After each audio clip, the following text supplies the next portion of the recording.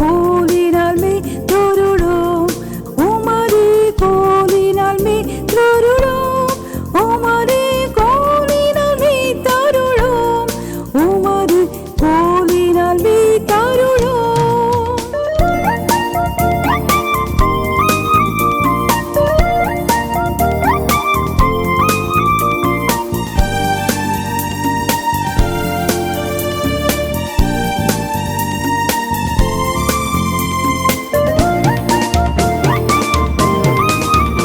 கர்த்தர் நல்லவர், அவருடைய கிருபை இரக்கங்களுக்காக கர்த்தரை ஸ்தோத்திரிக்கிறேன். சரி, 116 சங்கீதம் 15 வசனம் வாசிங்க. கர்த்தருடைய பரிசுத்தவான்களின் மரணம் அவர் பார்வைக்கு அருமையானது. அநேக ஊழியக்காரங்க, கிட்டத்தட்ட எல்லா ஊழியக்காரங்களும் சாவு வீட்டில் இந்த வசனத்தை சொல்லுவாங்க. பரிசுத்தவான்களின் மரணம் கர்த்தருடைய பார்வைக்கு அருமையானது. இப்போ இந்த சங்கீதத்தை வாசிக்கும்போது இதனுடைய பொருள் எனக்கு முற்றிலும் வித்தியாசமாக இருக்குது. என்னங்க அப்படின்னா 116 சங்கீதத்தை மேலே எடுத்துக்குவோம். 116 சங்கீதத்தை சற்று வேகமாக வாசித்து நம்ம கடந்து போவோம். கர்த்தர் வாசிங்க. கர்த்தர் என் சத்தத்தையும் என் விண்ணப்பத்தையும் கேட்டதினால் அவரில் அன்பு கூறுகிறேன். அவர் தமது செவியை எனக்கு சாய்த்தபடினால் நான் உயிரோடு இருக்கும் அளவும் அவரை தொழுது கொள்ளுவேன். எப்படியாப்பா உயிரோடு இருக்கேன்ப்பா, அவரை கஷ்டப்பட்டு ஜெபிச்சேன், ஆண்டவர் என்னை உயிரோடு காத்துக்கிட்டார், நான் உயிரோடு இருக்கும் அளவும் அவரை தொழுது கொள்வேன். ஏன் நான் 3ஆம் வசனத்தில் வாசிக்கிறோம், மரண கட்டுகள் என்னை சுற்றி கொண்டது. மரண கட்டுகள் என்னை சுற்றி கொண்டது. அது பொருள் எப்படின்னா, கழுத்தில் தூக்குக்கார மாட்டியாச்சு. அந்த கட்டு மரண கட்டு, மரண கண்ணி என்மேல் விழுந்ததுன்னு 18ஆம் சங்கீதத்தில் சொல்லுவார். இவர் தூக்கி இருக்கணும், அவ்வளோதான், சாக போகிறேன். மரண கட்டுகள் என்மேல் விழுந்தது, பாதாள இடுக்கண்கள் என்னை பிடித்தது, இக்கட்டையும் சஞ்சலத்தையும் அடைந்தேன். அப்பொழுது நான் கர்த்தருடைய நாமத்தை தொழுது கொண்டு, கர்த்தாவே என் ஆத்மாவை விடுவியும் என்று கெஞ்சினேன். அந்த மரண கட்டில் ஆண்டவரே எப்படியாவது என்னை காப்பாற்றும், என் ஆத்மாவை இந்த மரண கண்ணிக்கு வெள்ளைக்கு காத்தருளும் அப்படின்னு கெஞ்சுறார். ஏதோ ஒரு சூழ்நிலை, ஒரு மரணத்தின் சூழ்நிலை. வாசிங்க. கர்த்தர் கிருபையும் நீதியும் உள்ளவர், நம்முடைய தேவன் மன உருக்கமானவர். கர்த்தர் கபடற்றவர்களை காக்கிறார். நான் மெலிந்து போனேன், அவர் என்ன பண்ணேன், நான் மெலிந்து போனேன். என் ஆத்துமாவே கர்த்தர் உனக்கு நன்மை செய்தபடியால் நீ உன் இளைப்பாறுதலுக்கு திரும்பு. இப்போ ஆத்மா அடிச்சு ஐயோ ஐயோ ஐயோ மரண கட்டு மெலிஞ்சு போனேன். ஆண்டு அப்படியே ஜபத்தை கேட்டு காப்பாற்றிட்டார். அவர் சாகலை, மரணத்தை காணாதபடிக்கு அவரை காப்பாற்றிட்டார். ஆத்மா இப்போ நீ போய் டொப்ப திக்கு திக்கு திக்கு திக்கு திக்குன்னு அடிச்சுட்டு இருந்தால் அதெல்லாம் வேண்டாம், நல்லா ரெஸ்டட், ஆண்டரை பார்த்துக்குவார். ஆண்டவனை காப்பாற்ற நீ இப்போ சாக போகிறதில்ல அப்படின்னு அவர் சொல்கிற. ஆத்மாவே இப்போ இளைப்பாறுதலுக்கு திரும்ப. என் ஆத்மாவை மரணத்துக்கும் என் கண்ணை கண்ணீருக்கும் என் காலை இடறுதலுக்கும் தப்புவித்து. இப்போ அவர் சாகலை, சாகம் ஆண்டவர் காப்பாற்றிட்டாரு, மரணத்துக்கு காப்பாற்றிட்டாரு, இடறுதலுக்கு காப்பாற்றிட்டாரு. அதுதான் சொல்கிறார். வாசிங்க. நான் கர்த்தருக்கு முன்பாக ஜீவனுள்ளோர் தேசத்திலே நடப்பேன். இப்போ நான் சாக போகிறதில்ல, ஜீவனுள்ள தேசத்தில் நடக்கிறேன். நான் மரணத்தை காணாதபடிக்கு என்ன செய்கிறேன், ஜீவனுள்ளோர் தேசத்தில் நடப்பேன். விசுவாசித்தேன் ஆகையால் பேசுகிறேன், நான் மிகுதியும் வருத்தப்பட்டேன். ரொம்ப வருத்தப்பட்டேங்க, சஞ்சலம், நெருக்கம். இப்போ ஆண்டவனை காப்பாற்றிட்டார். என் ஆத்மாவை நீ திக்கு திக்குன்னு அடிச்சு கிடக்க வேண்டாம், இளைப்பாறுதலுக்கு திரும்புன்னு சொல்கிறார். நான் ரொம்ப வருத்தப்பட்டேன். எந்த மனுஷனும் பொய்யன் என்று என் மனக்கலக்கத்திலே சொன்னேன். எந்த மனுஷனும் பொய்யன், புருஷனை நம்ப முடியலை, மனைவியை நம்ப முடியலை, பிள்ளைகளை நம்ப முடியலை. என்ன பயங்கரமான நெருக்கம், பயங்கரமான நெருக்கம். எந்த மனுஷனும் பொய்யன்னையா, ஒரு பயில நம்ப முடியலையே சொல்கிறான் பாருங்க. கர்த்தர் எனக்கு செய்த எல்லா உபகாரங்களுக்காகவும் அவருக்கு எண்ணத்தை செலுத்துவேன். ரட்சிப்பின் பாத்திரத்தை எடுத்துக்கொண்டு கர்த்தருடைய நாமத்தை தொழுது கொள்ளுவேன். நான் கர்த்தருக்கு செய்த பொருத்தனைகளை அவருடைய ஜனங்கள் எல்லோருக்கும் முன்பாகவும் செலுத்துவேன். மரண கட்டுகள் என்னை சூழ்ந்து கொண்டிருக்கும் போது என் ஆத்மா ரொம்ப அலசடி பட்டுச்சு.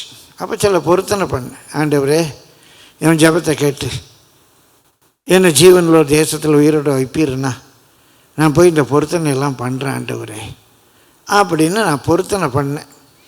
ஆண்டவர் இப்போ எனக்கு ஜீவனை கூட்டி கொடுத்துட்டார்.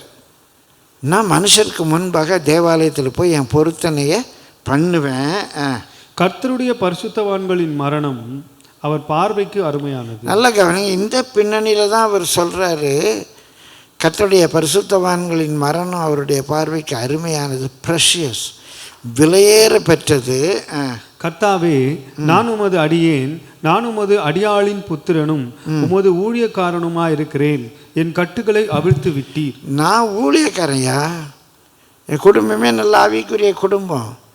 நீர் என்ன பண்ணீர்? என் கட்டுகளை அவிழ்த்து விட்டீர். என்ன கட்டு வந்துச்சு? மரண கட்டு வந்துச்சு. அந்த மரண கட்டை அவிழ்த்து விட்டுட்டீர். இப்போ நான் உயிரோடு இருக்கிறேன். மரண கட்டை அவிழ்த்து விட்டீர். நான் உமக்கு ஸ்தோத்திர பலியை செலுத்தி கர்த்தருடைய நாமத்தை தொழுது கொள்ளுவேன். நான் என்ன பண்ண போறேன்? நல்ல ஸ்தோத்திரம் பண்ணி பாட்டு பாடி கர்த்தருடைய நாமத்தை தொழுது கொள்வேன். நான் கர்த்தருக்கு செய்த பொருத்தனைகளை அவருடைய ஜனங்கள் எல்லோருக்கும் முன்பாகவும் கர்த்தருடைய ஆலயத்தின் பிரகாரங்களிலும் எருசலேமே உன் நடுவிலும் நிறைவேற்றுவேன். நான் கர்த்தருக்கு செய்த பொருத்தனையை நான் நிறைவேற்றுவேன். நல்லா ஸ்தோத்திரம் பண்ணுவேன், ஸ்தோத்திர பலி செலுத்துவேன், ஜீவன் ஒரு தேசத்தில் நடப்பேன். அல்லேலூயா அப்படிங்கிறார். நம்ம நினைக்கிற மாதிரி பரிசுத்தவான்கள் மரித்து நம்ம பரலோகத்துக்கு தான் போவோம், ஆண்டவர் எழுப்பி நின்று வரவேற்ப எல்லாம் நல்லது. ஆனால் பரிசுத்தவான்களுக்கு அப்படி சட்டுப்பட்டுன்னு ஈஸியெல்லாம் மரணம் வராது. பரிசுத்தவான்கள் இந்த உலகத்தில் இருக்கணும். பரிசுத்தவான்களுடைய மரணங்கிறது ரொம்ப காஸ்ட்லி. பரிசுத்தவான்களுடைய மரணம் விலையேற பெற்றது. மரண கண்ணி என்னை சூழ்ந்து கொண்டது. துர்ச்சன பிரவாக என் மேல் வந்து, சரி போட செத்து போட, நீ பரலோகத்துக்கு வாடான்னு ஆண்டவர் சொன்னாரா? இல்லையே. பிரியமானவர்களே, அநேக வேளைகளில் பொதுவாக நம்ம எடுக்கிற இந்த மீனிங் என்ன எடுப்போம்னு சொன்னால், பரிசுத்தவான்கள் அப்படியே தங்கள் பாடுகளை விட்டோய்ந்து இளைப்பாதலுக்குள்ளே பிரவேசிப்பார்கள். பரிசுத்தவான்களுடைய மரணம் அவருடைய பார்வைக்கு அருமையானது. அதனுடைய பொருள் என்னன்னா, பிரியமானவர்களே, நம்ம மரணங்கிறது ரொம்ப விலையேற பெற்றது. சட்டுப்புட்டுன்னு ஆண்டவர் நம்ம காரியத்தை முடிக்கும் முன்னால் என் பிள்ளையே என்கிட்ட வா அப்படிலாம் கூட்டிக்க மாட்டார். அது ரொம்ப காஸ்ட்லி. அது ரொம்ப காஸ்ட்லி. It's very precious. சாதாரணமாக நடந்துடாது. நம்முடைய மரணம் விலையேற பெற்றது. நம்ம கர்த்தருடைய பிள்ளைகள். அப்போ இதை ஆழமாக புரிஞ்சுக்கோங்க. ஏதோ ஈஸியாக நமக்கெல்லாம் மரணம் வந்துடாது. நம்ம இந்த உலகத்தில் இருக்கணும். நம்மை கொண்டு கர்த்தர் நிறைவேற்ற வேண்டிய கிரியைகளை நிறைவேற்றணும். எனக்கோ யாருக்கானாலும் இன்றைக்கோ நாளைக்கோ கூட மரணம் வரலாம். ஆனால் எப்போ கர்த்தர் கொண்டு தெரியுமா? என் பையன் வேலையை முடிச்சிட்டான், உண்மை உத்தமமான ஊழியக்காரனே, வா இப்போ இளைப்பாதலுக்குள்ளே பிரவேசி வா அப்படின்னு அவர் கூப்பிடணும். என் சேவை இந்த உலகத்துக்கு தேவை. உங்களுடைய சேவை இந்த உலகத்துக்கு, உங்கள் குடும்பத்துக்கு, உங்கள் பையனுக்கு, உங்கள் பொண்ணுக்கு, உங்கள் பேர பிள்ளைக்கு தேவை என்று இருக்கிற வரைக்கும் ஆண்டவர் உங்களை இந்த உலகத்தில் தான் வச்சுருப்பார். ஏன்னா உங்களுடைய வாழ்க்கை அவ்வளோ முக்கியமானது. எல்லாம் முடிஞ்சு வச்சுப்பா, 60 வயசு ஆகி போச்சு போவோம், அப்படி இல்லை. இந்த வசனத்தினுடைய பொருளை அநேக துக்க வீடுகளில் நீங்கள் பொதுவாக எல்லாரும் சொன்ன கருத்தில் புரிஞ்சுக்கிறாங்க. ஆனால் அந்த கருத்தில் அது அங்கே எழுதப்படவில்லை. என் மேலே மரணக்கட்டுகள் விழுந்தது, ரொம்ப சஞ்சலப்பட்டேன், மெலிந்து போனேன், என் ஆத்மா இளைப்பாறுதல் இல்லாமல் இருந்துச்சு. ஆண்டரை நோக்கி கெஞ்சின, ஆண்டர் என் ஜெபத்தை கேட்டார், எனக்கு ஜீவனை கொடுத்தாரு. ஜீவனுள்ள தேசத்தில் நடப்பேன், நான் திரும்ப கோயிலுக்கு போவேன், திரும்ப பாட்டு பாடுவேன், திரும்ப பலி செலுத்துவேன். ஏன்னா என் டெத்து கர்த்தருடைய பார்வையில் வெரி ப்ரெஷியஸ். ஸோ சாதாரண சட்டுப்புட்டுன்னெலாம் வராது. யாருக்கு எப்படி வருதோ வரலையோ. எனக்கு மரணம் வருமானால், நமக்கு மரணம் வறுமையானால் அது கர்த்தர் குறித்த தீர்மானமாக இருக்கணும். சரி, இப்போ எப்போ சொல்லுவார், வா உனக்கு நீ செய்து குடிக்க வேண்டிய வேலையை செஞ்சு முடிச்சிட்ட, நல்லது, உண்மை உத்தமமான ஊழியக்காரனே எஜமானுடைய இளைப்பாறுதலுக்குள்ளே பிரவேசி வாப்பா அப்படின்னு அவர் கூப்பிடணும். இந்த பாடுகள், நெருக்கங்கள், கஷ்டங்கள் நமக்கு முடிவல்ல. நம்ம இந்த உலகத்தில் இருக்கிறது நல்லது. வாசிக்கிறோம் பிலிப்பியர் 1ஆம் அதிகாரம். நீங்கள் இந்த மைண்ட் செட் எடுக்கணும். பிலிப்பியர் 1ஆம் அதிகாரம் 21ஆம் வசனத்திலிருந்து வாசிங்க. கிறிஸ்து எனக்கு ஜீவன். கிறிஸ்து நம்ம எல்லாரும் இயேசுவை ஏற்றுக்கொண்டோம். கிறிஸ்து தான் நமக்கு என்னது? ஜீவன். சாவு எனக்கு ஆதாயம். இந்த உலகத்துலேருந்து எங்கே கஷ்டப்படணும்? வியாதி, பலவீனம். நான் ரட்சிக்கப்பட்ட புதுசில் ஆஸ்வால் ஜெய்ஸ்மித் அவர் எழுதின ஒரு புக்கு படித்தேன், the country I love best. உங்களுக்கு கூட வாய்ப்பு இருக்குமானா, படிக்கிற பழக்கம் இருக்குமானா இந்த புக் எடுத்து படிங்க. The country I love best. நான் நேசிக்கிற தேசம். அங்கே ஆஸ்பத்திரி கிடையாது, ஏன்னா அங்கே நோயாளியே கிடையாது. அங்கே போலீஸ் ஸ்டேஷன் கிடையாது, ஏன்னா அங்கே குற்றவாளியே கிடையாது. நான் வாஞ்சிக்கும் தேசம், நான் நேசிக்கும் தேசம். பிரியமானவர்களே, சாவு ஆதாயம். நம்ம பிரயாசங்களை விட்டு ஓய்ந்து அங்கே வியாதி உண்டா? கிடையாது. நம்ம மரிக்கும் போது எங்கே போகிறோமா? சமாதானத்துக்குள் பிரவேசிக்கிறோம். இப்போ நமக்குள்ள சமாதானம் இருக்குது. இயேசு நமக்குள்ளே வந்திருக்கிறாரு. எல்லா புத்திக்கும் மேலான தேவ சமாதானத்தை நமக்கு தந்திருக்காரு. நமக்குள்ள சமாதானம் இருக்குது. ஆனால் நம்ம சமாதானத்துக்குள்ளே இருக்கிறோம். ஒவ்வொரு நியூஸையும் கேட்கும்போது எப்படி இருக்குது? பக்கு பக்குங்குது. ஐயோ, நம்ம பிள்ளைகள், பேர பிள்ளைகள் இந்த உலகத்தில் வாழணுமே, இப்படிலாம் நடக்கே.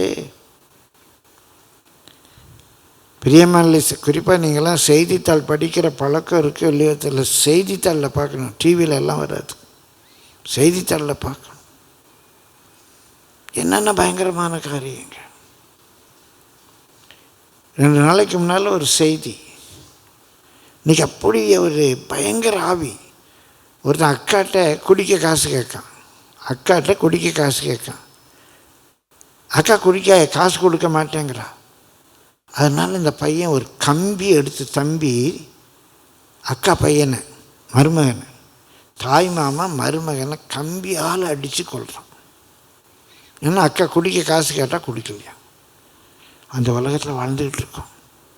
நம்ம சமாதானத்துக்குள்ளே வாழ முடியுமா? நம்ம சமாதானத்துக்குள்ளே வாழ முடியுமா?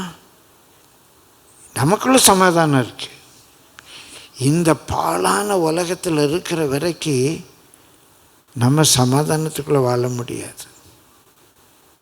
ஆனால் நம்ம மரிக்கும்போது வேதம் சொல்லுது, சமாதானத்துக்குள் பிரவேசிக்கிறோம். நம்ம சுற்றிலும் சமாதானம். அப்படியே தேவதூதர்கள்லாம் பாடிக்கிட்டு இருப்பாங்க, நம்மளும் அவங்களோட கூட சேர்ந்து பாடிக்கிட்டு இருப்போம். பிரியமானவர்களே, இந்த ஆத்மா இளைப்பாறுதலுக்குள்ளே பிரவேசிச்சிடும். கிறிஸ்து எனக்கு ஜீவன் என்று இருப்பாரானால் சாவு எனக்கு ஆதாயம்தான். எல்லாருக்கும், கர்த்தருடைய பிள்ளைகள் எல்லாருக்கும் பட்ச ப்ராஃபிட்.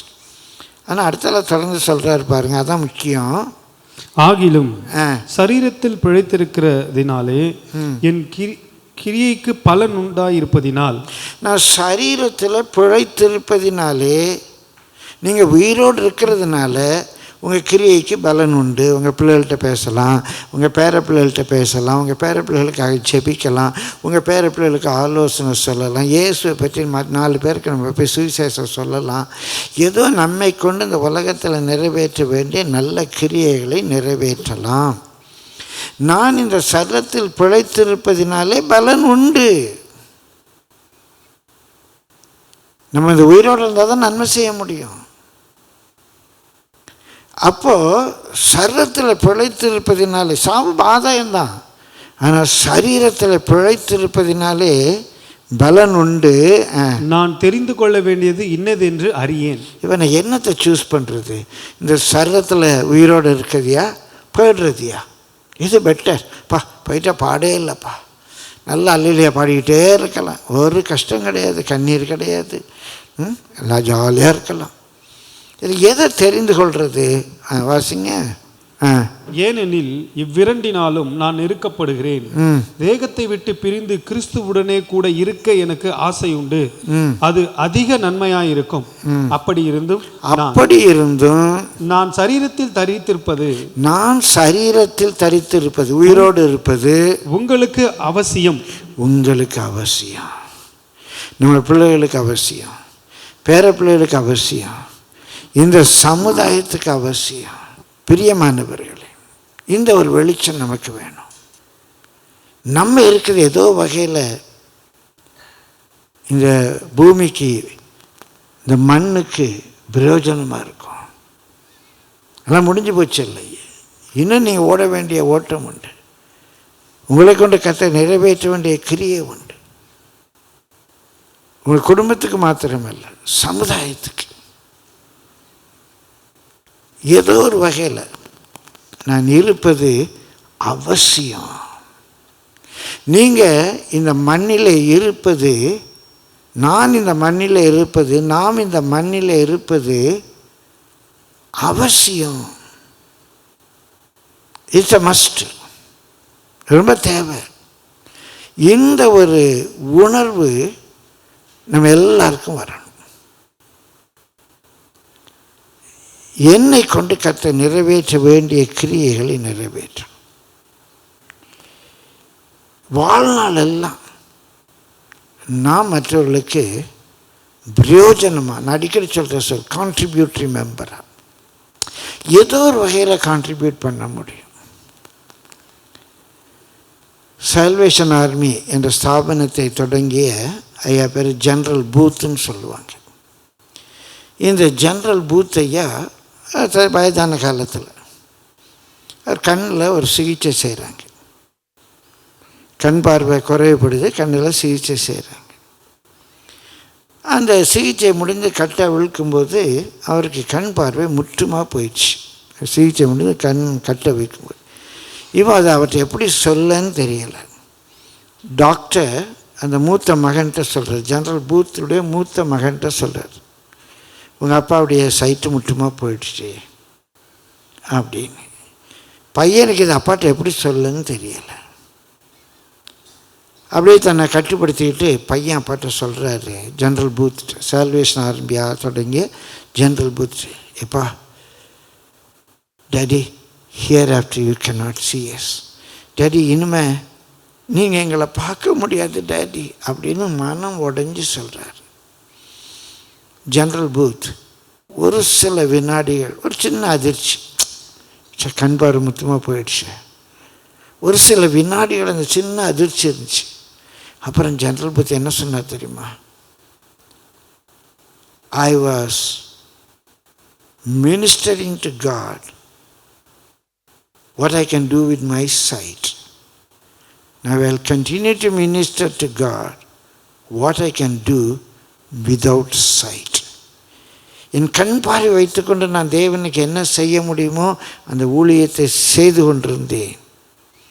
இனி என் கண் பார்வை இல்லாமல் தேவனுக்கு நான் என்ன செய்ய முடியுமோ அந்த ஊழியத்தை நான் செய்வேன்.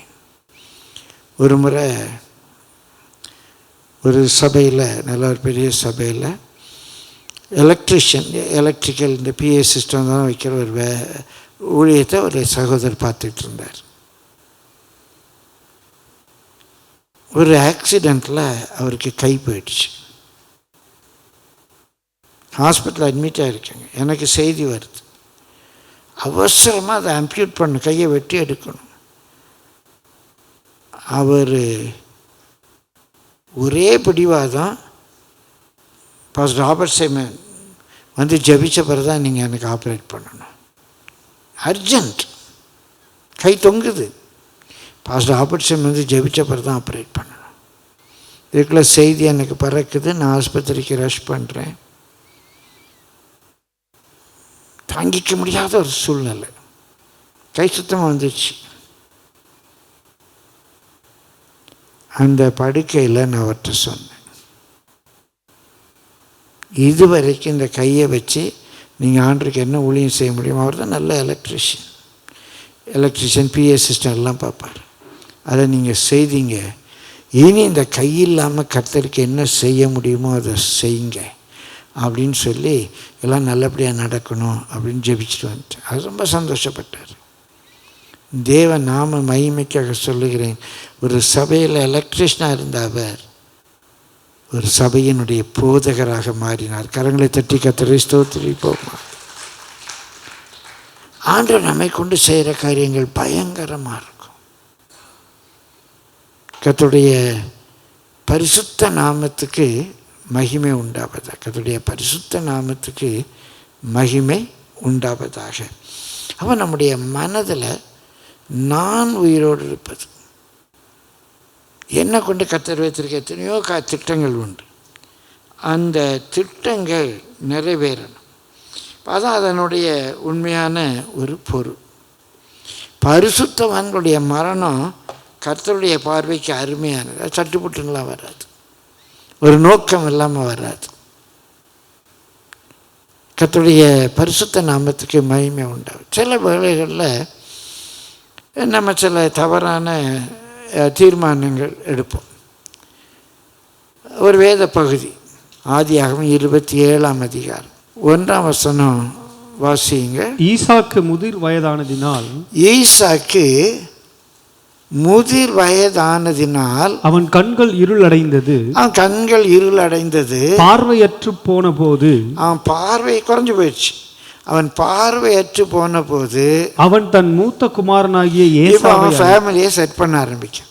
நம்ம இன்னும் இறந்து போய்டுவோம், வயசாகி போச்சு, கண் பார்வையெல்லாம் குறைஞ்சி போச்சு அப்படின்னு அவன் தன் மூத்த குமாரனாகிய ஏசாவை கூப்பிட்டு, வாப்பா நான் உன்னை ஆசீர்வதிக்கிறேன், நீ போய் ஒரு மானை வேட்டையாட்டு வந்து எனக்கு சமைச்சு கொடுப்பான்னு ஏதோ சொல்கிறான். அவன் போகிறான். அப்புறம் ரெபேக்கா ஜேக்கப்பை செட் பண்ணி விட்றாங்க. ஜேக்கப்பை ஆசீர்வதிக்கிறாரு. அப்புறம் பிரச்சனை ஆகுது. ஜேக்கப்பை வீட்டை விட்டு ஓடி போயிடுறான். ஏசாவும் குடும்பத்தை விட்டு போயிடுறான். வயசான காலத்தில் இந்த கிளறு ரெண்டு தனியாக இருக்குது. அப்படியெல்லாம் நடந்தது. இந்த ஈசாக்கு முதிர் வயதாயிடுச்சு, மரணம் எப்போ வரும் தெரியலை அப்படின்னு என்னமோ மூத்த குமாரனுக்கு என்ன செய்யணும், இளைய குமாரனுக்கு என்ன செய்யணும் அப்படியெல்லாம் சொல்லி அவன் ஃபேமிலியை செட் பண்ண ஆரம்பித்தான். பின்னால் அது பெரிய குழப்பங்களை உண்டாக்கிச்சு. அண்ணன் தம்பிக்குள்ளே பெரிய பிரச்சனை உண்டாக்கிச்சு. இப்படி ஈசாக்கு நினச்சி எனக்கு மரணம் வரப்போகுது அப்படிலாம் நான் ஃபேமிலியை செட் பண்ணணும்னு நினச்சி ஈசாக்கு இந்த காரியத்தை செய்த பிறகு எவ்வளவு நாள் உயிரோடு தான் இருக்கா தெரியுமா? ஒரு சின்ன கணக்கு போட்டு உங்களுக்கு நான் சொல்கிறேன் பாருங்கள். யாக்கோபு ஓடி போகும்போது யாக்கோபுக்கு என்ன வயசு இருக்கும் உங்களுக்கு தெரியுமா? நல்லா அது எப்படி கண்டுபிடிக்கணும், ஒரு சின்ன கணக்கு போடுறேன். அது எந்த வயசில் ஓடி போனதெல்லாம் பைபிளில் கொடுக்கலாம், நான் நம்ம கண்டுபிடிக்க முடியும். யாக்கோபு பார்வோனுக்கு முன்பாக நிற்கும்போது அவனுடைய வயது 130. யாக்கோபு பார்வோனுக்கு முன்பாக நிற்கும்போது அவனுடைய வயது 130. அவன் பார்வோனுக்கு முன்பாக நிற்கும்போது யோசேப்புடைய வயது 39. அவன் பார்வோனுக்கு முன்பாக நிற்கும்போது யோசேப்புடைய வயது 39. அப்போ யோசேப்பு பிறக்கும்போது யாக்கோபுக்கு என்ன வயசு இருந்திருக்கும்? 91.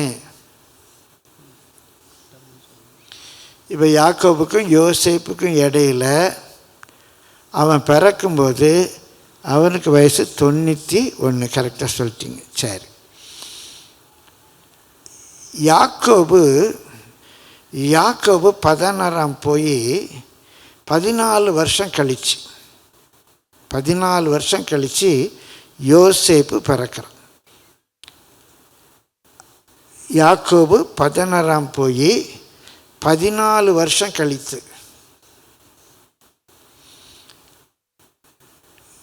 யோசேப்பு பிறக்கிறான்.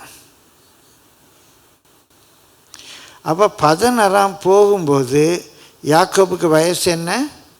அவன் 16ஆம் போய் 14 வருஷம் கழித்து தான் யோசேப்பு பிறக்கிறான். யோசேப்பு பிறக்கும்போது அவனுக்கு 91 வயசு. அப்போ அவன் 16ஆம் போகும்போது என்ன வயசு? 77 வயசு. 77 வயசில் அவன் ஓடி போகிறான். சரி, இது வச்சுக்கோங்க. யாக்கோபு பிறக்கும்போது ஈசாக்குக்கு என்ன வயசு இருக்குது பைபிளில்? 60 வயசு. 77 வயசில் அவர் பிறக்கும்போது 60 வயசு. 77 வயசில் யாக்கோபு ஓடி போகிறாரு. 77 வயசில் யாக்கோபு ஓடி போகிறார். யாக்கோபு ஓடி போகும்போது ஈசாக்குக்கு என்ன வயசு? 137. யாக்கோபு ஓடி போகும்போது ஈசாக்குக்கு வயசு 137. இப்போ ஒரு டயலாக் வாசித்தோம்ல, நான் முதிர் வயதானேன், என் கண் பார்வை குறைந்து விட்டது, அதனால் ஏசாவை நான் ஆசீர்வதிக்கிறேன் அப்படிலாம் கூப்பிட்டாரு பாருங்க. அப்போ அவருக்கு அந்த கால அளவின்படி 137. அப்புறம் ஈசாக்கு மரித்த வருஷமும் பைபிளில் கொடுத்துருக்கு. இருக்கா நினைவு இருக்கா? ஈசாக்கு எந்த வயசில் மரித்தார்? ஈசாக்கு மரித்த வயது 180. ஈசாக்கு மரித்த வயது 180. நான் முதிர் வயதானேன், என் கண் பார்வை போய்விட்டது, நான் ஏசாவை ஆசீர்வதிக்கிறேன். இந்த டயலாக்லாம் பேசினது 137. இந்த டயலாக் பேசின பிறகு அவர் எத்தனை வருஷம் உயிரோடு இருந்திருக்காரு? இந்த டயலாக் பேசின பிறகு அவர் 43 வருஷம் உயிரோடு இருந்திருக்கார். இப்படி தான் கொஞ்சம் நான் வேதத்தை ருசிச்செல்லாம் படிப்பேன். அவர் சொன்னார் ஒரு 20 வருஷம் இருந்திருக்கும் அப்படின்னு குத்து மதிப்பாக சொன்னார். 43 வருஷம். அதுக்கு முன்னால் அவருக்கு என்ன அவசரம் பாருங்கள். அவசரப்பட்டு என்னத்தையெல்லாம் செட்டில் பண்ண போகிறேன்னு செய்து வீட்டில் தேவையில்லாத பிரச்சனை, வீட்டில் தேவையில்லாத பிரச்சனை. அது அவருக்கு தேவன் கொடுத்த நேரம் அல்ல. அதுக்கப்புறம் 43 வருஷம் இருந்திருக்காரு. இப்போ உங்கள் மனதில் போயிட்டு தீர்மானம் பண்ணி, நான் இந்த உலகத்தில் ஆண்டு என்னை குறித்து ஒரு நோக்கம் வச்சுருப்பார், அந்த நோக்கம் நிறைவேறணும். என்னுடைய மரணம் ஒரு சாதாரண மரணமாக இருக்கக்கூடாது. இது இந்த உலகத்தில் ஓட்டத்தை முடித்தேன் ஆண்டோட்ட போயிட்டேன்னு இருக்கக்கூடாது. என்னுடைய மரணங்கிறது ரொம்ப விலையேற பெற்றது. அதெல்லாம் காட்ஸுடைய according to God's plan, God's time நடக்கணும். நானே எனக்கு வயசாகி போச்சு, நான் இதை பண்ண போகிறேன், இதை செட்டில் பண்ண போகிறேன், அதை பண்ண போகிறேன், எனக்கு ரொம்ப சஞ்சலமாக இருக்குது, நான் போக போகிறேன், இன்னும் கொஞ்ச நாள் தான் நான் இருப்பேன், இப்படியெல்லாம் பேசவே பேசாதீங்க. இப்படியெல்லாம் நம்ம என்ன நினைக்கக்கூடாது, சொல்லக்கூடாது. பிரியமானவர்களே, நம்ம கர்த்தர் ரட்சித்திருக்காரு, பரிசுத்தாவினால் நிரப்பி இருக்கிறார், கிருபை வரங்களை கொடுத்துருக்கிறார். சின்ன சின்ன பிரச்சனை வரும், வீட்டில் பிரச்சனை வரும், குடும்பத்தில் பிரச்சனை வரும், பிள்ளைகளால் பிரச்சனை வரும், சரீரத்தில் வியாதி வரும், சொந்தக்காரங்க மத்தியில் ஏதாவது கஷ்டம் வரும், உடனே செத்து போயிடும். ஆண்டவர் போதும், ஆண்டவர் நான் இருந்து என்ன ஆண்டவர் செய்ய போகிறேன்? இல்லை, உங்களை கொண்டு கர்த்தர் நிறைவேற்ற வேண்டிய கிரியைகள் உண்டு, உங்களுக்கு தெரியாது. ஆண்டவர் வச்சிருக்கிற பிளான் தெரியாது. நம்மளா உடனே ஐயோ எல்லாம் முடிஞ்சு போச்சு. ஈசாக்கு பெரிய தீர்க்கதரிசி, ஆபிரகாமின் பிள்ளை, அவன் கணக்கில் பிழை விட்டான் பார்த்தீங்களா? இன்னும் அவனுடைய கர்த்தருடைய பிளானில் அவன் 43 வருஷம் இருக்க போகிறான். இன்னும் 43 வருஷம் இருக்க போகிறான். இப்போவுமே அவன் முதிர் வயதாயிடுச்சு, இன்னும் நேரத்தில் மரணம் வரும்னு தெரியாது. இதே நிறைய ஊழியக்காரங்க பிரசங்கத்தில் எடுப்பாங்க. எந்த நேரத்தில் நமக்கு மரணம் வரும் என்று தெரியாது, அதற்காக நம்ம ஆயத்தப்படணும் அப்படிம்பாங்க. அவன் ஆயத்தப்பட்டது தான் பிரச்சனையே. அதனால் அந்த வசனத்தை அங்கே ஃபிட் பண்ணக்கூடாது. எந்த நேரத்தில் மரணம் வரணும் யாருக்கும் தெரியாது. நம்ம ஊரில் சொல்லுவாங்க 6 சாவு 100 சாவும்பாங்க, அது வேறு விஷயம்.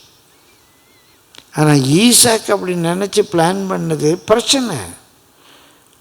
ஈசாக்கு அப்படி நினச்சி பிளான் பண்ணது பிரச்சனை. ஆண்டவர் நமக்கு வேண்டிய நல்ல சுகம், பலன், ஆரோக்கியத்தை கொடுக்கணும். நான் கூட என் வாழ்க்கையில் இந்த பிழை செய்திருக்கேன். ஒரு 55, 58 அந்த வயசு வரும்போது 60 கிட்ட வருது. 60 கிட்ட வரும்போது நிறைய இன்னொரு 10 வருஷம், மனுஷனுடைய ஆயுசு நாட்கள் 70ன்னு பைபிளில் போட்டிருக்குல்ல, இன்னொரு 10 வருஷம். அப்படியே பலத்தின் மிகுதியினால் ஒரு 80 வரைக்கும் இருந்தால் நமக்கும் கஷ்டம், மற்றவங்களுக்கும் கஷ்டம். அப்படி புலம்புவேன், பைபிளில் போட்டிருக்குல்ல அப்படின்னு நான் சொல்லுவேன். எனக்கு ரொம்ப பிரியமான ஒரு ஊழியக்காரன், நான் சொல்லும்போது கோவப்படுவேன். சொல்லாதீங்க என்ன, நல்ல ஒரு சுவிசேஷம், ஆனால் நீங்கள் அப்படி சொல்லாதீங்க, எனக்கு கஷ்டமாக இருக்குண்ணே. ஏன் தம்பி கஷ்டமாக இருக்குது? பைபிளில் போட்டிருக்க தான் சொல்கிறேன். இன்னும் ஒரு 10 வருஷம் அதுக்கு மேலே இருந்தால் எனக்கும் கஷ்டம், மற்றவங்களுக்கும் கஷ்டம் தம்பி அப்படின்னு இந்த 60 வரும்போதே புலம்ப ஆரம்பிச்சிட்டேன். அப்போ ஒரு நாள் அந்த வேத பகுதியை 90ஆம் சங்கீதம், மோசேயின் சங்கீதம், அது 90ஆம் சங்கீதத்தை நான் வாசிக்கும் போது அங்கே 10ஆம் வசனம் இருக்குது. 10ஆம் வசனம் வாசிங்க.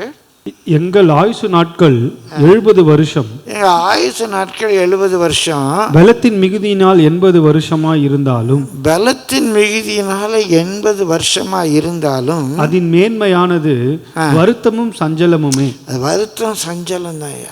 இந்த டயலாக் பேசினவர் மோசே 120 வருஷம் இருந்தார். அவர் கண் பார்வை மங்கவும் இல்லை, அவர் பலன் குறையவும் இல்லை. இவர் அதை எழுதும்போது நான் யோசித்து பார்த்தேன், 80க்கு முன்னால் எழுதியிருப்பாரோ. அதுக்கப்புறம் வந்தாலும் 40 வருஷம் இருக்கார் ஐயா. அவர் ஒரு ரூல் போடுறாரு. அப்போ இது தேவனுடைய ரூலா?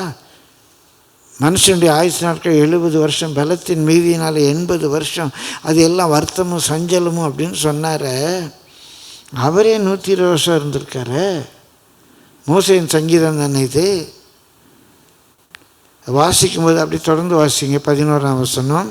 உமது கோபத்தின் வல்லமையையும் உமக்கு பயப்படத்தக்க விதமாய் உமது உக்கிரத்தையும் அறிந்து கொள்ளுகிறவன் யார்? நாங்கள் ஞான இருதயம் உள்ளவர்களாகும்படி எங்கள் நாட்களை எண்ணும் அறிவை எங்களுக்கு போதித்தருளும். நாங்கள் ஞானம் இருதயம் உள்ளவர்களாகும்படி எங்கள் நாட்களை எண்ணும் அறிவை எங்களுக்கு போதித்தருளுங்கிறார். அப்போ இந்த வேத பகுதியை வாசிச்சுட்டு இருக்கும்போது தான் பிரியமானோட அந்த கிருபையா 15ஆம் வசனத்தை எனக்கு காண்பித்தார். ஒரு நாள் கஷ்டப்பட்டோம், நாங்கள் துன்பத்தை கண்ட நாட்கள், நான் கஷ்டப்பட்ட நாட்கள். இதுக்கெல்லாம் சரியாக எங்களை என்ன பண்ணோம்? மகிழ்ச்சி ஆக்கும். நான் கஷ்டப்பட்டாச்சு, குடும்பத்தில் எவ்வளோ பாடுபட்டாச்சு, இன்னும் மகிழ்ச்சியாக நம்ம வாழணும். அதான் கர்த்தருடைய பரிசுத்தவான்களின் மரணம் ஒரு பார்வைக்கு அருமையானதுன்னா இனிமேல் நம்ம செத்து பரலோகத்துக்கு போகிறதுங்கிற பொருள் இல்லை. இந்த உலகத்தில் மகிழ்ச்சியாக வாழணும். நான் கஷ்டப்பட்டதெல்லாம் போதும். சில சின்ன வயசில் குடும்பத்தில் கஷ்டப்பட்டுருப்பீங்க. ஒவ்வொருத்தருக்கும் ஒவ்வொரு விதமான வாழ்க்கை அமையும். சிலருடைய அப்பா குடிகாரனாக இருந்திருப்பார், குடும்பத்தையே விசாரிச்சிருக்க மாட்டார். சில வீட்டில் அப்பா அம்மா இறந்து போயிருப்பாங்க. சில வீட்டில் அப்பா 2வது கல்யாணம் கட்டியிருப்பார், அந்த சித்தி கொடுமைப்படுத்தியிருப்பாங்க. எப்படியோ ஒரு பின்னணியில் வாழ்ந்துருப்போம். ஆண்டவரை கேட்கணும், ஆண்டவரே நான் எவ்வளோ கஷ்டப்பட்டு எவ்வளோ நிந்த அவமானங்கள்லாம் பட்டிருக்கிறேன், இனி வாழ்நாளெல்லாம் நான் சந்தோஷமாக இருக்கணும் ஐயா. நான் சிறுமைப்பட்டது, கஷ்டப்பட்டது, வேதனைப்பட்டு, பிசாசினால் அலக்களிக்கப்பட்டு இனி நான் சந்தோஷமாக வாழணும், வாழ்நாள் எல்லாம் மகிழ்ந்து கலிகூறணும். அதே சங்கீதத்தில் சொல்ல 14 வாசிங்க.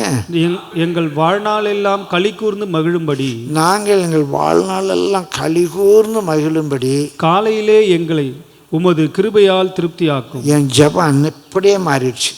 இந்த 60, 70 இந்த கணக்கெல்லாம் விட்டேன். எவ்வளவு நாள் வாழ வச்சிருக்கிறீரோ, வாழ்நாள் எல்லாம் எப்படி இருக்கணும்? மகிழ்ந்து கலிகூறணும் ஐயா. நீங்கள் எல்லாம் தீர்மானம் பண்ணி கேட்பீங்க. வாழ்நாள் எல்லாம் மகிழ்ந்து கலிகூறணும். அதுக்கு காலை தோறும் உம்முடைய கிருபையை விளங்க பண்ணும். இன்றைக்கி நான் மகிழ்ச்சியாக இருக்கேன், எனக்கு எத்தனை ரேஷன், எனக்கு எவ்வளோ கிருபை வேணும். நாளைய பற்றிலாம் இன்றைக்கி நான் நல்லா இருக்கணும். சிறுமைப்பட்ட வருஷம்லாம் போட்டு கஷ்டப்பட்டது, பாடுபட்டது, நிந்த அவமானம் எல்லாம் போட்டு இன்னும் நான் அப்படிலாம் இருக்க முடியாது. என்னை மகிழ்ச்சி கேளுங்க ஆண்டவர்கிட்ட, என்னை சந்தோஷமாக வையும். நான் பட்ட பாடுகள் போதும் ஆண்டவர். இனி எவ்வளோ நாள் என்னை வச்சிருக்கிறீரோ அந்த வாழ்நாளெல்லாம் எப்படி இருக்கணுமா? மகிழ்ந்து. நான் சொன்ன யாரும் தப்பாக நினச்சிக்காதீங்க. மகிழ்ந்து அப்படின்னு சொன்னால் மகிழம்பூ அப்படிங்கிற ஒரு பூவிலேருந்து வருது. அந்த மகிழம்பூவை அப்படின்னு ஒரு இழுப்பு இழுத்தாச்சுன்னா அப்படியே ஒரு சுறுசுறுப்பு வருமா. ஒரு சின்ன போதை. இந்த மகிழம்பூ அதை வச்சு இப்போ சிலர்லாம் ரொம்ப டயர்டாக இருக்கும்போது இந்த யூக்காலிப்டஸ்ஸு இல்லைன்னா ஏதாவது தலைவலி மருந்து அப்படி இருப்பாங்க. அந்த இடத்துல பொடி போடுவாங்க. அறிஞர் அண்ணாலாம் எப்பவுமே பொடி வச்சுருப்பார். கையில் பேசும்போதே பொடி போட்டுக்குவார். போட்டோன்னா ஒரு சுறுசுறுப்பு வரும். ஒரு நாள் நான் ட்ரெயினில் போயிட்டுருக்கும்போது ஒருத்தர் காஸ்பல் சொல்லிகிட்டு இருந்தேன். அவர் எல்லாம் சரிதான் தம்பி, ஆனால் எப்படி இந்த ஒரு பொடி விஷயந்தான் பிரச்சனையாக இருக்குன்னார். நான் பொடி விஷயம்னா சின்ன விஷயம், அதெல்லாம் எனக்கு எவ்வளோ பெரிய பெரிய பாவத்தில் தான் விடுவிக்கிறாரு, இதெல்லாம் பொடி விஷயந்தானு. அந்த பொடி விஷயம் இல்லை தம்பி, இந்த பொடி போடுற விஷயந்தான் பிரச்சனையாக இருக்குன்னார். அதே மாதிரி இந்த மகிழம்பூ அப்படி ஒரு இழுத்தா அப்படியே ஒரு சுறுசுறுப்பாக இருக்குமா. அதுதான் மகிழ்தல். நம்ம வேதத்தில் பயன்படுத்தப்பட்ட தமிழ் சொற்கள் மகிழ்தல், கலிகூறுதல் அப்படிங்கிறது அப்படி ஒரு உற்சாகம். அப்போ வாழ்நாளெல்லாம் எப்படி இருக்கணும்? அப்படியே திமுன்னு இருக்கணும். இன்ப இயேசுராஜாவை பாடினா கூட அப்படி பாடணும். வாழ்நாள் எல்லாம் அது 70 60 அந்த கணக்கெல்லாம் விட்டுருங்க. வாழ்நாள் எல்லாம் மகிழ்ந்து கலிகூறும்படிக்கு டெய்லி அன்றைக்கு எனக்கு தேவையான ரேஷனை தாரும். அன்றைக்கு தேவையான ரேஷனை தாரும். அன்றன்றுள்ள ஆகார அப்பத்தை தாரும். இன்றைக்குள்ள சூழ்நிலைலாம் நமக்கு தெரியும். இன்றைக்கி நான் ஜாலியாக இருக்கணும். நான் சிறுமைப்பட்ட வருஷங்கள், வேதனைப்பட்ட வருஷங்கள் எல்லாத்துக்கும் ஈடாக இனி என்ன ஜெபிங்க, என்ன ஜாலியாக இருக்க பண்ணும். அதுக்கு காலைதோறும் உடைய கிருபையை விளங்க பண்ணும். காலைதோறும் எனக்கு எவ்வளோ கிருபை வேண்டுமோ அந்த கிருபையை விளங்க பண்ணும். அதை தொடர்ந்து தான் 91ஆம் சங்கீதத்தில் பார்க்குறோம். 90, 91 மோசேயினுடைய சங்கீதங்கள் தான். 90ஆம் சங்கீதத்தை தொடர்ந்து 91ஆம் சங்கீதம். சிலர் அது ரெண்டும் ஒரே சங்கீதம் என்றும் வேத வியாக்கியானத்தில் சொல்லுவாங்க. 90ஆம் சங்கீதத்தினுடைய தொடர்ச்சி தான் 91. அவர் அப்படியே எழுதிட்டு வர உன்னதமான மறைவில் இருக்கிறவன் அதெல்லாம் எழுதுகிறார். எழுதி அந்த 16ஆம் வசனம்னு நினைக்கிறேன், எப்படி முடிக்கிறார் பாருங்க. நீடித்த நாட்களால் அவனை திருப்தியாக்கி, ஆண்டவரே நீடித்த நாட்களால் அவனை திருப்தியாக்கி என் ரட்சிப்பை அவனுக்கு காண்பிப்பேன். ஆண்டவரே தீர்க்கதரிசனமா சொல்றார். நீடித்த நாட்களால் அவனை திருப்தியாக்கி என் ரட்சிப்பை அவனுக்கு காண்பிப்பேன். உங்கள் உள்ளத்தில் அந்த வாஞ்சை வேண்டும். இன்றைக்கு அந்த வாஞ்சை எடுங்க. நீடித்த நாட்களால் என்னை திருப்தியாக்கும். வயசாகிடுச்சுன்னா யாருமே நினைக்காதீங்க. 60 ஆனாலும் சரி, 70 ஆனாலும் சரி, 80 ஆனாலும் சரி, 100 ஆனாலும் சரி, நீடித்த நாட்களால் என்னை திருப்தியாக்கும். என்ன சொன்னார்? 90, 70, 80ன்னு கணக்கு போட்டார். அப்புறம் என்ன சொன்னார்? வாழ்நாள் எல்லாம்னாரு. அப்புறம் எப்படி முடிச்சிட்டாரு? நீடித்த நாட்களால் என்னை திருப்தியாக்கி. ஒவ்வொரு சூழ்நிலையிலையும் நீர் என்னை எப்படி விடுவிக்கிறீர்? வியாதி வருது, எப்படி விடுவிக்கிறீர்? மருமகன் பிரச்சனை வருது, எப்படி விடுவிக்கிறீர்? பக்கத்து வீட்டு பிரச்சனை வருது, எப்படி விடுவிக்கிறீர்? பிள்ளைகள் கவனிக்கல, எப்படி விடுவிக்கிறீர்? யாருமே உதவிக்கு ஒத்தாசைக்கு இல்லை, எப்படி விடுவிக்கிறீர்? ரட்சிப்பை காண்பியும். பிள்ளைகள் பார்க்கல விட்டுருவாரா? மருமக பார்க்கல விட்டுருவாரா? தாம் தான் துணையென நயந்துரை சொன்னவர் நட்டாற்றில் விட்டார். எந்துரையே அடியனுக்கு நீதான் ஆதாரம் நீதான் ஐயா. ரட்சிப்பை காட்டும். என்னை எப்படி விடுவிக்கிறீர்? தாங்கினீர், தப்புவித்தீர், ஏந்தினீர், தாயின் கற்பத்தில் இருக்கும்போதே என்னை சுமந்தீர். இப்போ முதிர் வயது ஆயிடுச்சு, கால் தள்ளாடு தான், சர்ற பலன் குறையுதான். நீர் எப்படி விடுவிக்கிறீர் என காண்பியும். நீடித்த நாட்களால் என்னை திருப்தி ஆக்கி உம்முடைய ரட்சிப்பை எனக்கு காண்பியும் அப்படின்னு ஜெபிக்கிறார். நம்முடைய உள்ளத்தில் பிரியமானவர்கள், அந்த 116 சங்கீதம் 15 வசனம், அதை பொதுவாக நான் புரிந்து கொண்டது, அதை நான் பரலோகத்துக்கு போகும்போது அது மகிமையாக இருக்குது, அது உண்மைதான். ஆனால் அந்த சங்கீதத்தினுடைய பொருள் அது அல்ல. நம்ம கர்த்தருடைய பிள்ளைகள், நம்முடைய மரணம் என்பது சாதாரண ஒன்று அல்ல. It's a very costly one, it's a very precious one. ஆண்டவர் நம்மை குறித்த அவருடைய தீர்மானத்தை கர்த்தர் நிறைவேற்ற வேண்டும். ஆண்டவர் நம்மை குறித்த அவருடைய தீர்மானத்தை அவர் நிறைவேற்ற வேண்டும். அது வரைக்கும் நமக்கு பலன் வேணும். அதனால தான் 23ஆம் சங்கீதம் நம்ம எல்லாருக்கும் பாராம தெரியும். கர்த்தர் என் மேய்ப்பராக இருக்கிறார், நான் தாழ்ச்சி அடையேன். அதில் ஒரு கிறிஸ்தவனுடைய 7 ஹோலி டூர், பரிசுத்த பயணம், ஹோலி டூர் அப்படிங்கிற தலைப்பில் முன்பு ஒரு செய்தி கொடுத்துருக்கிறார். அவர் புல்லுள்ள இடங்களில் படுக்க வைக்கிறார், நல்லா அமர்ந்த தண்ணீரில் அண்டையில் கொண்டு போகிறார்.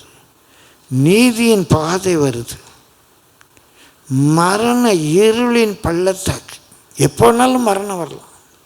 அந்த இருள் நம்ம மேலே, அந்த நிழல் விழுது, மரணத்தின் நிழல் விழுது, ஷேடோ ஆஃப் டெத் அப்படின்னு இருக்கு, அது வருது. சத்துருடைய போராட்டம் வருது, சத்துருக்கு முன்பாக ஒரு பந்தியை ஆயத்தப்படுத்துகிறார். பல சூழ்நிலைகள் வருது, புல்லுள்ள இடம் வருது, அமர்ந்த தண்ணீர் வருது, நீதியின் பாதை வருது, மரண பள்ளத்தாக்கு வருது, சத்துருடைய போர்க்களம் வருது, எல்லாமே நம்ம வாழ்க்கையில் வருது. எல்லாம் சொல்லிட்டு 6ஆம் வசனத்தை என்ன சொல்கிறது தெரியுமா? நான் உயிரோடு இருக்கிற வரைக்கும் ஆண்டவர், அது புல்லுள்ள இடமா இருக்கட்டும், நல்லா ஆர்ப்பரித்து கொட்டுற தண்ணீராக இருக்கட்டும், அது அமர்ந்த தண்ணீர் அல்ல, ஆர்ப்பரித்து கொட்டுற தண்ணீர் தான் மூலமொழியில் இருக்குது. ஆர்ப்பரித்து கொட்டுற தண்ணீராக இருக்கட்டும், மரண இருளின் பள்ளத்தாக்காக இருக்கட்டும், எதுவானாலும் இருக்கட்டும். அது கூட இங்கிலீஷில் நல்லா இருக்குது, மூல பாஷையிலும் அப்படி தான் இருக்குது. நான் மரண இருளின் பள்ளத்தாக்கில் நடந்தாலும் அப்படின்னு தமிழில் வாசிக்கிறேன். தோ ஐ walk through the valley of the shadow of death. அந்த ஏன் டிரான்ஸ்லேட் பண்ணாமல் விட்டாங்கன்னு தெரில. அந்த துணி எப்படி இருக்குது? ஆமாம் நான் மரண இருளின் பள்ளத்தாக்கில் தான் நடக்கிறேன். ஆமாம், இட்ஸ் ஃபேக்ட். யாருக்கு எப்போ வேண்டுமானாலும் மரணம் வரலாம். As I walk through the valley of the shadow of death. தமிழில் அந்த ஆமை விட்டாங்க, அந்த ஆமுங்கிற ஒரு வேடை சத்து தான். ஆமாம், என்ன அழகாக இருக்குது தெரியுமா அந்த டிரான்ஸ்லேஷன். ஆமாம், நான் மரணத்தின் பள்ளத்தாக்கில் தான் நடக்கிறேன், பொல்லாப்புக்கு பயப்பட மாட்டேன். ஆண்டவர் என் கூட இருக்காருங்க, ஆண்டவர் என் கூட இருக்கார். என்ன சூழ்நிலையில் என்னை கொண்டு போனாலும் சரி, என் ஜீவனுள்ள நாளெல்லாம், நான் உயிரோடு இருக்கிற வரைக்கும், என் உயிருள்ள நாளெல்லாம் என்னை எதை தான் தொடரும்? நன்மையும் கிருபையும் தான் தொடரும். வியாதி தொடரக்கூடாது, பலவீனம் தொடரக்கூடாது, சண்டை சச்சரவு தொடரக்கூடாது. எந்த சூழ்நிலை வழியாக நீர் என்னை கொண்டு போனாலும் என்ன ஃபாலோ பண்ண வேண்டியது என்னது தான்? நன்மையும் கிருபையும் தொடரும். அதுக்கப்புறம் நீடித்த நாட்களால் நீர் என்னை திருப்தியாக்குவேன், உம்முடைய சமூகத்தில் வைப்பேன், உம்முடைய சமூகத்தில் என்னை கலிகூற பண்ணுவேன். கர்த்தருடைய பரிசுத்த நாமத்துக்கு மகிமை உண்டாவதாக. நம்ம இந்த சரீரத்தில் வாழ்வது அவசியம். நாம் இந்த சரீரத்தில் இருப்பது அவசியம். அதான் பவுல் சொல்ற, கிறிஸ்து எனக்கு ஜீவன், சாவு எனக்கு ஆதாயம். ஆனால் நான் இந்த சரீரத்தில் இருப்பது எனக்கு அவசியம். எல்லாரும் அந்த தீர்மானத்துக்குள்ளே வாங்க. அது உங்களுக்கு மற்றவர்களுக்கு பலன் தரும். மனசில் தீர்மானம் பண்ணுங்க. நான் சரீரத்தில் பிழைத்திருப்பது யாருக்கும் பாரமாக இருக்க முடியல, சாவுக்கு பயந்தல்ல. ஆனால் நான் சரீரத்தில் பிழைத்திருப்பது மற்றவர்களுக்கு அவசியம். எனக்கு தெரிஞ்ச வசன வெளிச்சம், எனக்கு தெரிஞ்ச ஞானம் நான் என் பிள்ளைகளுக்கு கற்றுக் கொடுக்கணும். என் பேர பிள்ளைகளுக்கு, பிள்ளைகளின் பிள்ளைகளுக்கு, அவர்கள் பிள்ளைகளுக்கு நான் ஆசீர்வாதமாக இருக்கணும். சபைக்கு ஆசீர்வாதமாக இருக்கணும். இந்த சந்ததிக்கு ஆசீர்வாதமாக இருக்கணும். நான் சரீரத்தில் இருப்பது உங்களுக்கு பிரயோஜனமாக இருக்கும். என் வாழ்க்கை நேருக்கு ஆசீர்வாதமாக இருக்கும். ஒரு கான்ட்ரிபியூட்டரி மெம்பராக, ஒரு பலன் தருகிற ஒருவனாக நான் இந்த உலகத்தில் வாழணும். வாழ்நாளெல்லாம் மகிழ்ந்து கழிகூற உங்களுடைய கிருபை எனக்கு பெருக பண்ணி. முதிர் வயதாயிடுச்சுன்னு ஈசாக்கு கணக்கு போட்டு தேவையில்லாத பிரச்சனை குடும்பத்தில் வந்துடுச்சு. அதுக்கப்புறம் அவர் 43 வருஷம் உயிரோடு இருந்திருக்கார்.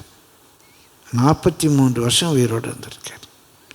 நம்ம எல்லாரும் குடும்பனால் கண்களை மூடி கற்றுட்டு ஒரு விசை கேட்போம். ஆண்டவரே, நீடித்த நாட்களால் என்னை திருப்தியாக்கி உங்களுடைய ரட்சிப்பை நான் காணும்படி உதவி செய்யும்.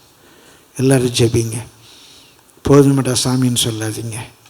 நீடித்த நாட்களால் என்னை திருப்தியாக்கி உங்களுடைய ரட்சிப்பை நான் காணும்படி செய்யும் ஜெபிங்க. நான் சரீரத்தில் இருப்பது மற்றவர்களுக்கு ஆசீர்வாதமாக இருக்கும். என் பிள்ளைகளுக்கு, பிள்ளைகளின் பிள்ளைகளுக்கு, திருச்சபைக்கு, இந்த சமுதாயத்துக்கு நான் உயிரோடு இருக்கிறது மற்றவர்களுக்கு ஆசீர்வாதமாக இருக்கும். ஆண்டவரே, ஹல்லேலூயா. வாழ்நாளெல்லாம் மகிழ்ந்து கழிகூற காலை தரும் டெய்லி அந்த நாட்டுக்கு வேண்டிய கிருபையை தற்போது ஆண்டவரே. நான் 60, 70, 80ன்னு கணக்கிட மாட்டேன். எப்போ கூப்பிட்டாலும் ரெடி ஆண்டவரே. ஆனால் வாழ்நாள் எல்லாம் எவ்வளோ நாள் உயிரோடு இருக்கணும். நான் மகிழ்ந்து கழிகூற பிரியமான பக்தியோடு சொல்கிறேன். அந்த அப்படி உலக பிரகாரமாக அந்த கல், அந்த மகிழ்ச்சி எப்படி இருப்பாங்க, அப்படி ஜாலியாக அந்த மாதிரி நான் இருக்கணும்யா. ஜீவனுள்ள நாளெல்லாம் நம்முடைய நன்மை கிருபை என்னை தொடரட்டும். வியாதி, பலவீனங்கள், கஷ்டங்கள், கண்ணீர்கள், நெருக்கங்கள் வேண்டாம்யா. எந்த சூழ்நிலையாக இருந்தாலும் உமக்குள்ளாக நான் மகிழ்ந்து கழிகூற எனக்கு கிருபை தாரும். நன்றி ஆண்டவரே, நன்றி ஆண்டவரே. பிரச்சனைகளால் மெலிந்து போன ஆண்டவரே, ஆனால் என் ஜபத்தை கேட்டு என்னை உயிர்ப்பிக்கிறேன். உமக்கு ஸ்தோத்திர ஆண்டவரே, உமக்கு ஸ்தோத்திர ராஜா. வாழ்நாளெல்லாம் மகிழ்ந்து கழிகூற ஆண்டவரே, உம்முடைய கிருபை எங்களுக்கு விளங்கப்பன்.